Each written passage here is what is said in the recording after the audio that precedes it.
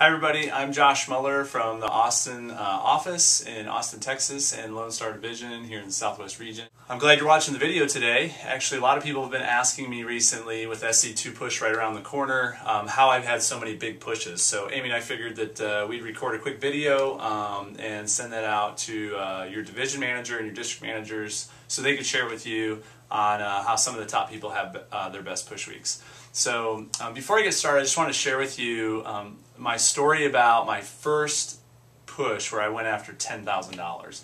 I remember this push very vividly because it was my first summer. It was SC2. I wanted to win a big trophy, and everybody was making all this hoorah about how you have to have 10K, you have to sell 10K for the push, and you got to get on stage and win a trophy, and how people were going to be there to sell 20, 30, 40 grand. In fact, my first SC2, John Ruhlin was there, and I think he did like $200,000 for the push week, and I was just amazed. So, but I remember my first push week where I was going after 10K. In fact, I remember it because I didn't sell 10 grand. In fact, I sold $8,500.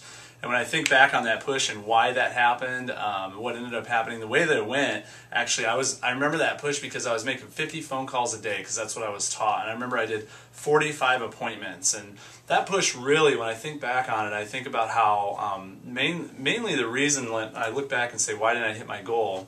I think the main reason is because the push was really just all about me. I wasn't really in it for the customer.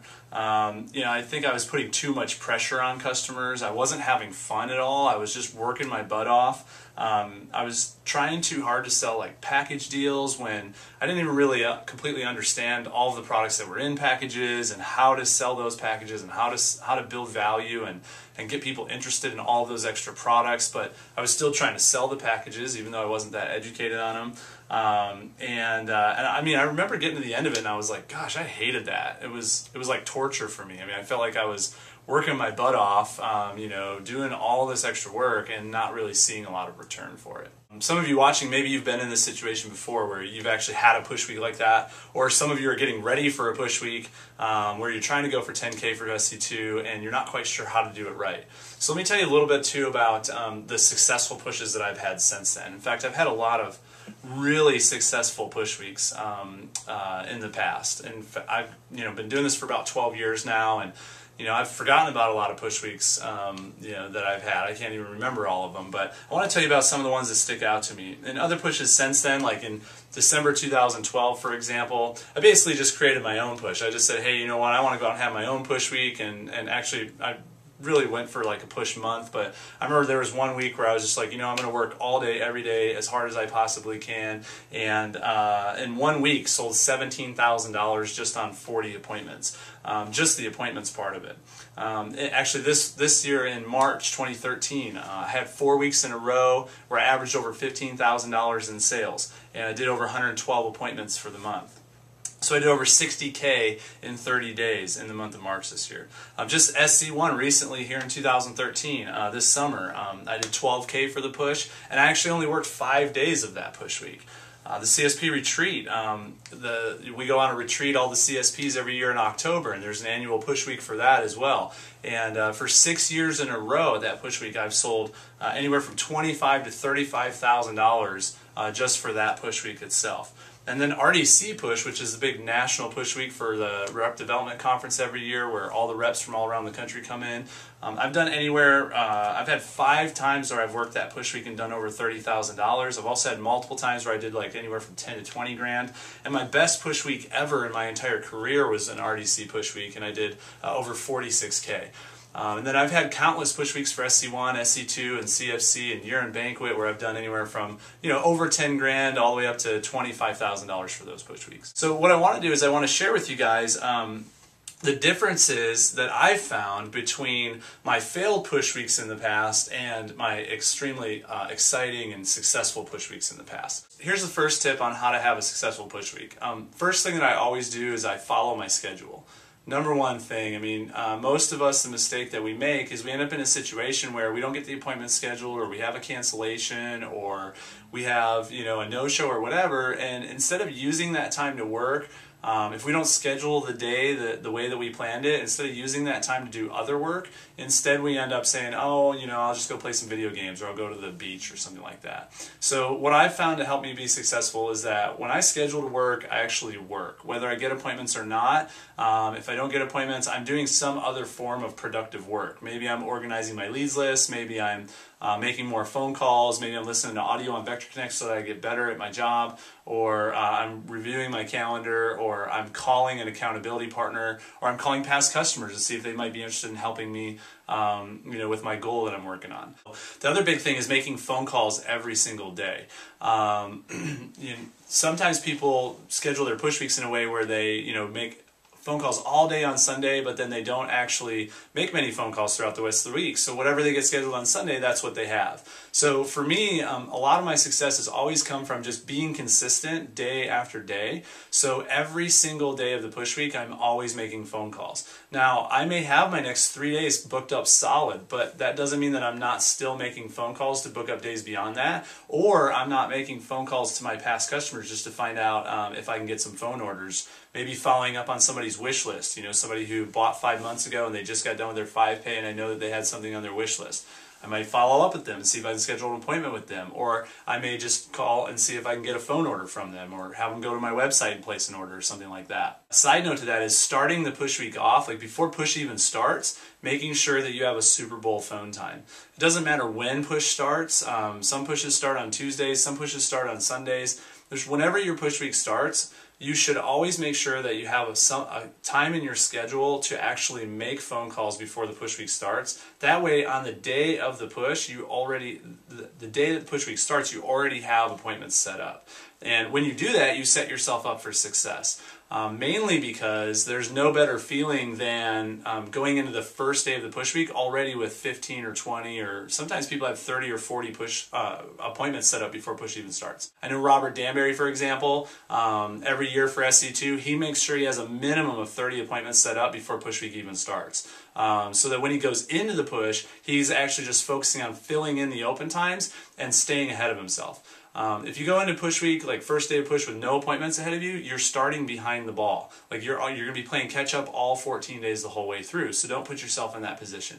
You can do that by making 100 phone calls on Saturday, 100 phone calls on Sunday, 100 phone calls on Monday. If you make 300 phone calls every day, the 3 days before push week starts, if push week starts on Tuesday, then you're going to put yourself in a position where you probably have anywhere from 15 to 30 appointments set up already before the push week starts. One of the reasons that I was able to do 60K in the month of March in 30 days was because I started that month. I did 112 appointments, but before the month even started, before March even started, I actually already had over 40 appointments on my calendar for the month. The other big thing that's really helped me out is learning how to share my goals in a very non-pressure way. When I think back to my first attempt at a 10K push, I was in a situation where I was using my goals to put pressure on the customer. Like I was basically trying to convince them that the reason they should buy Cutco is to help me out. And I've learned since then that there's a much better way to share goals with customers so that you're not putting pressure on them. And it's really simple. I'm just going to role play it here for you exactly how I do my goals, and then you can watch this over and over again until you get it scripted out and use it if you memorize it on your appointments, because it'll help. So basically, when I get into the book, the first thing I do is I just kind of review with customers' testimonials and my customer list so they see everybody's buying this stuff. And then I get to my goals sheet and I tell them about, how I've done with Cutco. You can do this, like maybe you're the top rep in the office, or maybe you're the top rep in your division, or maybe you're one of the top 5 reps in your office. Regardless of what it is, just let your customers know that your goal is to be one of the top reps on your team. And then show them the goal for the contest. So I tell them I'm in a really big contest right now and this is my goal. Say it's just 50K. I want to sell 50K for this push week. Basically what it is, over the next 2 weeks we're having this huge contest. Now when you go through here, Mrs. Jones, whether or not you buy anything, that's totally up to you. But I just want to let you know that most people actually see a whole bunch of stuff that they like. But I'm not a high pressure person, so whether or not you want to buy anything, that is your decision. If you do see something that you like, though, I'll be totally willing to get you a great deal on it, because now is the best time to be buying. Just because I'm in this big contest, because we're having these really great specials right now. So if you want to get something today, since you'll be helping me out with my goal, I'll make sure you get a really great deal on it. And then you just move into the catalog. That's where you move into company page, junk knives, and features and benefits, cutting rope, and all that sort of stuff. So you tie it all back to the fact that the decision is totally theirs, and they're probably going to see much stuff that they like, while at the same time letting them know that there's reasons other than just having Cutco or needing Cutco that would be good for them to buy today. A, they're getting a great deal, because B, they're helping you out with your goal. Number 4, if you will, would be helping customers, making it about them and not about yourself. And it's really easy to do this. It just takes a couple small tweaks in the demo. So, you know, rather than talking at the customer or to the customer, it's better to consult with the customer on what they would need. And when you really show the customer that your number one priority is just to help them get what they need, they really respect and trust you more. So when you get to closing, it's a lot easier to get the deal. So rather than just saying, you know, the first knife in your set is the paring knife, and here's what you use the paring knife for, and the second knife in your set is the trimmer, and here's what you use the trimmer for, and the third knife in your set, and go and so on and so on. Instead, I just say, you know, the first knife in your set is the paring knife. So Mrs. Jones, do you ever do any peeling, or do you ever like cut up fruits or anything like that? And if they say yes, then I go, oh great, you're going to use this knife for that. And then the next knife is the trimmer. This is the next knife in your set. Do you ever slice tomatoes or trim fats off of meats? And if they say yes, then I say, oh, okay, great. Well, that's what you're going to use this knife for. So that's going to be a great knife for your set. And you can do you ever questions with every single piece of Cutco. It doesn't have to be just the knives. It could be accessories, gadgets. Even like if you're proficient in different programs, maybe you know the business gift program, and you could be like, hey, do you ever buy gifts for your business when you find out that your customer owns a business? If they say yes, well then you can promote the business gift program. And now you're doing it in a way where you're showing them things that they are actually interested in or that they would use, and you're communicating effectively to the customer in a way where they understand that it's not just a knife and a set, it's actually a knife that they would use for things that they do. My last tip on having a successful push week would be focus on your actions, not on your results. This is probably the most important thing that I can share with you. From my experience over the years, the number one thing I've learned is that typically where I'm only focused on or mostly focused on results are the push weeks where I end up not hitting my goal. And the main reason is because you really can't, none of us can really control the CPO that we sell to a customer. Ultimately, the only person who controls that is Mrs. Jones, or Mr. Jones. They decide how much they can actually spend. So while it's good to know the goal that we're going after, it's not good for that to be the only thing that we focus on. Because when you think about it, if your goal is to sell 10 grand or 20 grand or 50 grand for a push week, and you start day one thinking, I need to sell 50 grand, well, whatever you sell on day one will never be enough. If your goal is to sell 10 grand and you only sell 500 bucks on day one, or even if you sell $2,000 on day one, you're still really far away from your goal. So it's really easy to get into a mindset where it just feels like it's so far away all of the time. So it's good to know what your goal is, but then it's even better to break it down. And your manager, if they've been doing a good job with you this summer, has been helping you figure that out. How many demos is it going to take? How many phone calls is it going to take?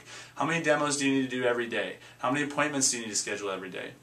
You want to take whatever the number is you're working on and break it down into daily actions that you have complete control over. Because the fact is, our business is just a numbers game. So if you know what your averages are and you know what your phone ratios are, it's very easy to figure out what you need to do on a daily basis, action-wise, to get the results that you want.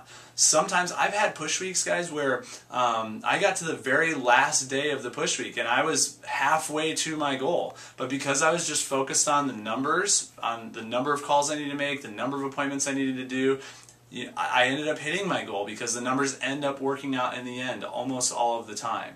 So if in those push weeks, if I would have been focused on the results all the time and I got to the very last day and I'm only halfway there, it's very easy to throw in the towel on the last day and just say, you know what, there's no way I'm going to hit the goal. But when you're focused instead on the number of calls you make and the number of appointments that you do, the things that you can actually control, the actions and not the results, it's really easy to stay committed to the process. Because even if you don't hit your goal, at least when you get to the end, you know that you did everything you could to make it happen. So if you get to the end and you made all of the phone calls and you did all of the appointments, and you didn't hit your goal, there's no reason to feel bad about it. So the cool thing is that when you have an actions focus, it makes it a much more less stressful push week for you. Plus your customers appreciate it because they can tell you're not focused on selling, you're focused on them and what they need, and that really puts you in a great place with the customers, where you want to be. Go out there, good luck with the SC2 push, have fun, and hope you guys all hit your goals.